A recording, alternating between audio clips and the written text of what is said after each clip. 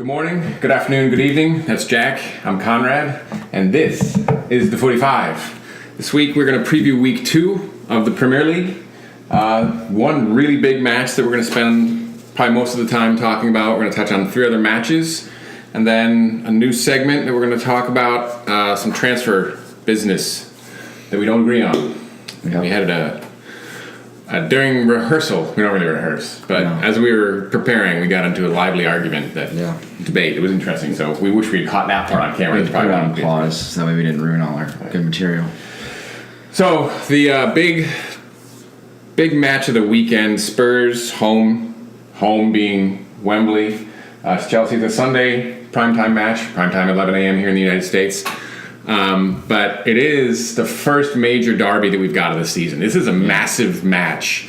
First and second teams last year. It's the 2 best teams last year, so it should be definitely a very interesting game. Be entertaining. A lot of storylines going into it. Yeah, tons of things going on. Just some basics on, Spurs are going to take a look at Trippier at fullback, Rose, Lamela out, not gonna play.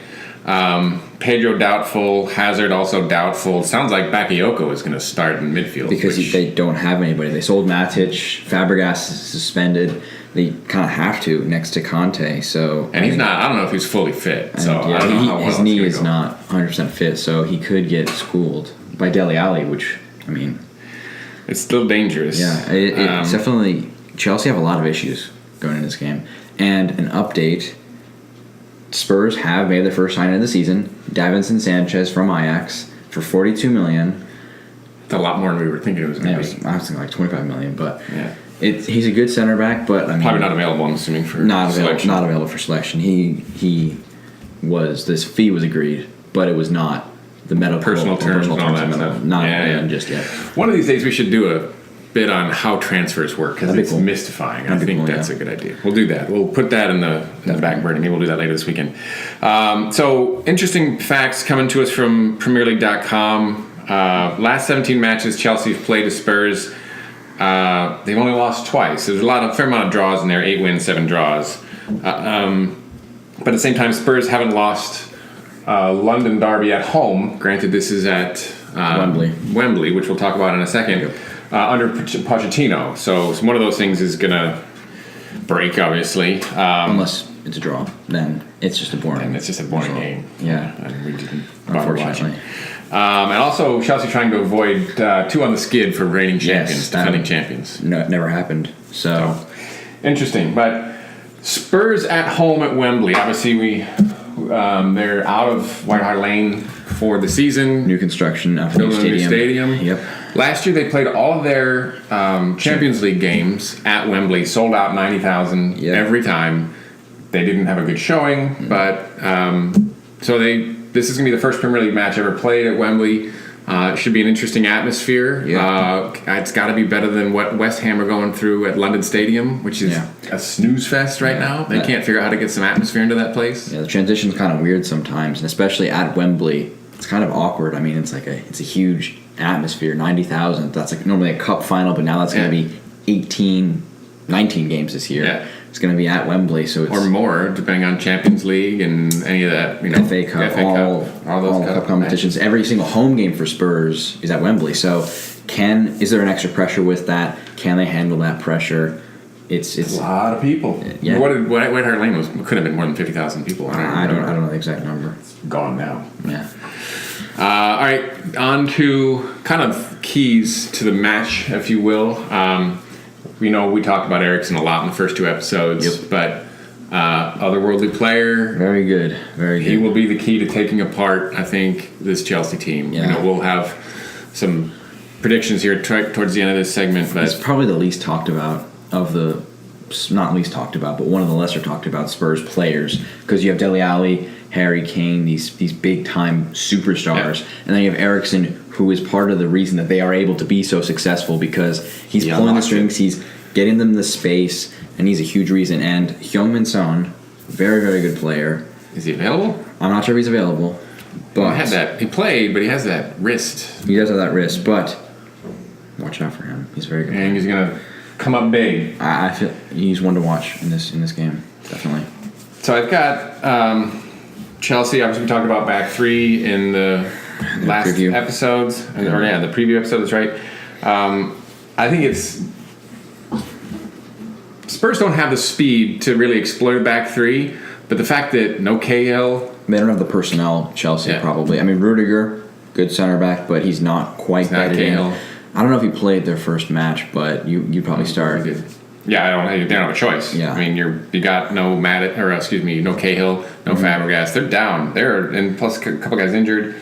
Yeah. And Spurs are not going to come out like they did against Newcastle. Yeah, and they're not speedy, but they will be relentless. And looking at the squad selection issues for Chelsea, it also kind of shows the lack of squad depth that they have. They got rid of Ake, they got rid of Matic, who is a big transfer from United.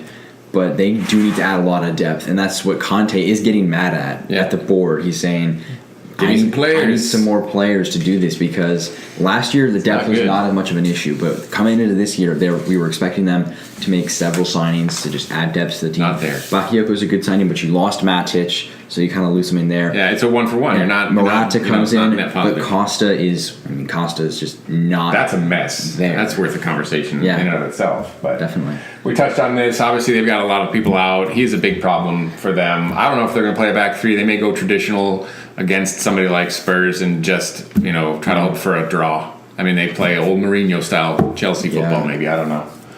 But in terms of our best guess on this one, we've both got it decidedly in favor of Spurs. Jack a little more aggressive than me, but I'm saying 3-1. Jack, I think 4-0. I think that they definitely have a chance to rip apart Chelsea. It's not. I don't think it's going to be pretty.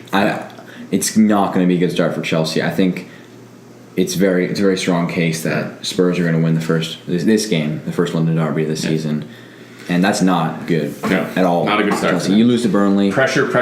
Yes. We've seen it constantly. I mean, champions kind of flopping. I mean, last year it was Leicester.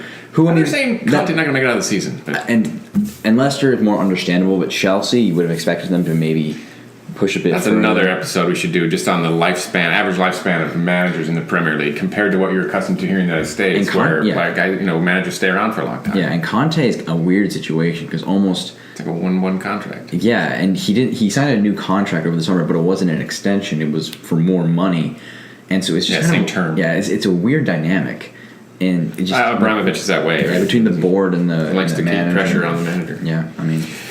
All right, second match. We're not going to spend as much time on these next few here.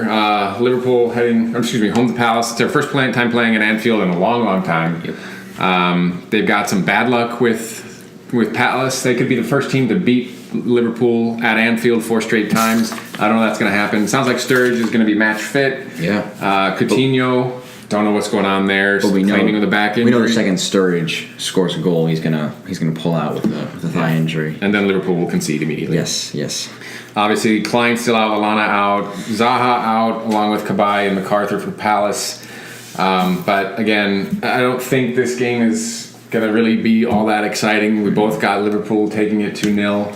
Zaha not being for them is kind of a blow because they don't have too much attacking spark. And Benteke at Liverpool, former Liverpool player, does not have the capability to create goals by himself. No, he needs to target be fed. man. Yeah, he's a target man. And hold up play, Zaha play off the head. Is a big reason why he did have a successful season last year. Yeah. So I think Liverpool, it's going to be comfortable for them, but it's never a guarantee. We remember the defense set pieces. Just watch that. This can be a blowing 3 goals in the title. Sellers Park. Yeah, 2014, 15, 13, 14. Yeah. Blowing 3 goals to almost choke the title away. Interesting quote here from Frank de Boer, he's the manager for Palace. Comes up in the mid, and maybe we'll play a little bit of mind games. This quote courtesy of PremierLeague.com saying Liverpool have fantastic players and they are able to deal with 3 games in 8 days. They started last week with 1 point, and now going to this game, we'll be looking to get 3 points at Anfield. So playing games there, they get 3 games in 8 days, but they've got the depth. Liverpool played the same exact squad in both those 2 matches, so it'll be interesting to see how they come out, how they feel. Obviously, it's early in the season, but they were doing heavy preseason training. And no Klein means that you're probably going to see Alexander-Arnold again, who's kind of shown in his absence. I mean, he scored the free kick against Hoffenheim. Beautiful kick. It was very good. I caught the keeper off guard. Well, he caught his own teammates off guard. Yeah. Chan was going to take that kick, and then he just jumps in front and takes it. So he's played good. He's played well for a guy who's 18. or 19. And he's playing better than Moreno. Alberto Moreno. Alberto Moreno, yeah. Stick him at left back. Just new James Milner. Yeah, exactly. Inverted left Inverted back. winger. Yeah, basically. So, all right, third match here. Man United home to Swans. Swans are in a bad way. They just lost Sigurdsson, who we'll talk about here in a little bit. That I think is the end of them. Clement is not going to be able to get them moving at all. And that's because nothing's happened for them. I mean, they're just... Llorente's still out with a broken arm. They've lost a lot of players. I'm pretty sure he was their top goal scorer last year. He was, yeah. He had a great play with Sigurdsson. Yeah, no Sigurdsson, no Llorente. It should be... They're going to struggle to score goals all season. It should be very, very easy for United. Yeah, this should be a walk. Yeah. I took this one off the board. I just said many. Jack's got it. 2-0. I think Man United aren't going to try to kill him. They're not trying to humiliate him in front of their home crowd. It's not going to... United, I have no worries for United. They have a very strong squad. They're trying to get that consistency. Matic. But is it a banana field game? I mean, they have nothing to gain from winning and everything to lose from losing. Yeah. I mean, after how they came out last week, I can't see. I don't know that they'll be, a Arsenal type undefeated squad this year, but they're going to be. They're terrifying. They've looked very good, but again, it's been against West Ham. It's been against West Ham. The Super Cup though. And Swansea. They lost, but they played well. And it was against Real Madrid. Yeah. Who have been taking apart Barcelona in their spare time. Yeah. Basically. Anyhow. And then Suarez now out for a month with a knee injury, so that'll be on our La Liga preview episode for the weekend. No, we're not going to do that. Yeah, that's what I'm saying. No. All right, last match, City home to Everton. Not a lot of pre-match news on this one yet because this is the Monday game. Yep. But it'll be interesting to see if Everton are able to turn out Sigurdsson in this one and how they are able to match up. But I still don't see this one, going any other way other than City's. Jack's got a bit of an upset here. I think that Everton have a chance. I mean, they looked good against Stoke. I mean, they didn't look great. Stoke. It's good. Gotta watch out against Stoke. But it is a chance. City against Brighton did not look overly convincing. First half they struggled. I mean, Brighton packed it in, let's be honest, right? Yeah, but if they try to continue to try and develop Danilo, Walker, and if they bring in Mendy, I'm not sure if he's fit. I believe he should be fit, but if they try and bring in Mendy, Danilo, and Walker as your wing backs, maybe there's a few issues with that because they're still learning the system. I mean, but it good luck with that one. It's gonna be close. It's gonna be close. I don't think it's gonna be any kind of a runaway, but I think Man City will be comfortable in victory. Everton could give him a challenge. I think they're gonna give him enough challenge. Would I be surprised if that happened? No, but I don't see it happening. Yeah, that's kind of why I put it. Okay, that's it for the 4 weekend predictions. Stay tuned this weekend. We will come back once or twice and comment on what's going on. Also take a look for our news segment, which we're going to air separately, called Transfer Stupid, where we look at Gylfi Sigurdsson versus Nemanja Matic and what was the better value for their teams. So thank you. Have a good day. Please give us a like, a comment, and a subscription if you're new. Take care.